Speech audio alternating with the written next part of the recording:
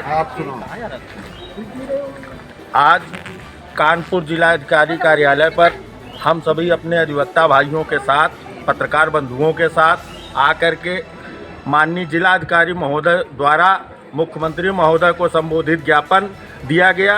इस प्रकरण को लेकर के कि कानपुर शहर के अंदर जो अतिक्रमण फुटपाथ पर किया गया है, नगर प्रशासन, जिला प्रशासन, यातायात पुलिस सोई हुई है, जिससे आए दिन आम नागरिकों को, अधिवक्ताओं को कचहरी आने में, आम नागरिकों को अपनी दिनचर्या में फुटपाथ पर, सड़क पर चलने में दिक्कतें होती हैं और आए दिन एक्सीडेंट होते हैं, जिसकी जिम्मेदारी जिला प्रशासन को लेनी चाहिए, उत्तर प्रदेश सरकार को लेनी चाहिए और फुटपाथ को तत्काल प्रभाव से कार्रवाई करते हुए कानपुर शहर के फुटपाथों पर अतिक्रमण को हटाया जाना चाहिए।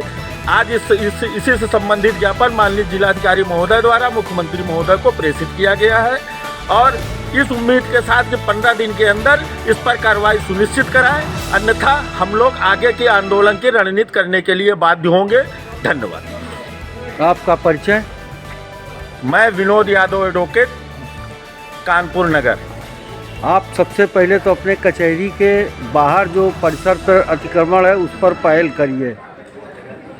हमने इस ज्ञापन में कानपुर शहर से शहर की सारी सड़कों को सम्मिलित किया है। उसमें कानपुर नगर कचहरी का कोर्ट परिसर के बाहर की भी जो फुटपाथ कब्जा है उस पर भी जो है इसी में समाहित है। कुछ थाने भी फुटपाथ पर बने हुए, कुछ चौकियां भी, इसीलिए मुख्यमंत्री महोदय को संबोधित ज्ञापन प्रेषित किया गया है कि फुटपाथ कब्जा चाहे वो प्रशासन द्वारा किया गया हो या आम नागरिक या व्यापारियों द्वारा, उसे तत्काल खाली कराया जाए। इस संदर्भ में ये भी ज्ञात हो कि फुटपाथ जो है वो एक आम नागरिक का संवैधानिक अधिकार है और कभी भी संवैधानिक अधिकार की हत्या नहीं की जा सकती। इस संदर्भ में हाईकोर्ट इलाहाबाद का लेटेस्ट एक जजमेंट भी आया है कि राहगीरों को फुटपाथ दिलाया जाए और अगर 15 दिन में कार्रवाई नहीं होती तो लोकायुक्त और जनवरी में हम लोग हाईकोर्ट पुनः जाने को बाध्य होंगे कंटेम्प्ट को लेकर के कि हाईकोर्ट के आदेशों के बावजूद कानपुर यातायात पुलिस, कानपुर नगर निगम, कानपुर विकास प्राधिकरण और नगर प्रशासन जो है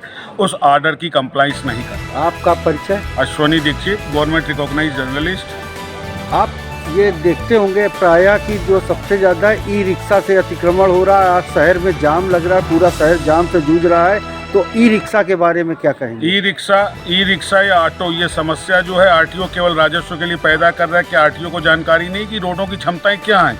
क्यों आए दिन 10-15 रिक्शे किए जा रहे हैं? क्यों नगर प्रशासन करवा रहा है?